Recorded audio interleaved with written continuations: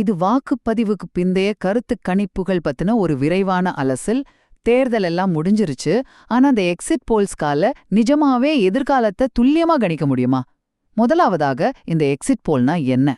தேர்தல் தொடங்கறதுக்கு முன்னாடி நடக்கிற ஒப்பீனியன் போலுக்கும் இதற்கும் ரொம்பவே வித்தியாசம் இருக்குங்க. நீங்க ஓட்டு போட்டுட்டு வாக்குச்சாவடியிலேருந்து வெளியே வரும்போதே யாருக்கு வாக்களித்தீர்கள் என உடனே கேட்கறது தான் எக்ஸிட் போல்.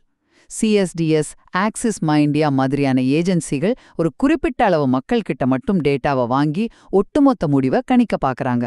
ஆனா நீங்களே யோசிச்சு பாருங்களேன், சும்மா வெளியே வர்றவங்க கிட்ட கேட்கறது அத்தனை துல்லியமா இருக்குமான்னு. இரண்டாவதாக, இதோட சட்ட விதிகளை பார்க்கலாம்.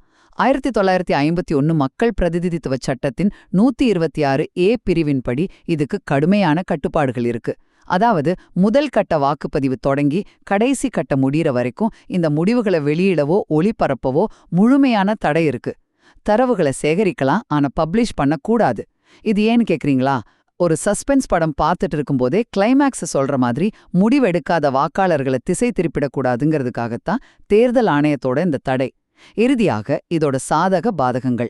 முன்கூட்டியே முடிவுகளை தெரிஞ்சுக்க இது உதவுனாலும் பல நேரங்கள்ல ஒரு குறிப்பிட்ட தரப்பை மட்டும் விசாரிக்கிற சாம்பிள் பயாஸ் மற்றும் மந்தை மனப்பான்மையால பெரிய தவறுகள் நிகழலாம். உதாரணத்துக்கு 2004 நாடாளுமன்ற தேர்தல்ல கணிப்புகள் எல்லாமே முற்றிலும் பொய்த்து போய் நிஜமான ரிசல்ட் ஒட்டுமொத்த யூகங்களையும் தலைகீழா புரட்டி போட்டுச்சு. ஞாபகம் இருக்கா?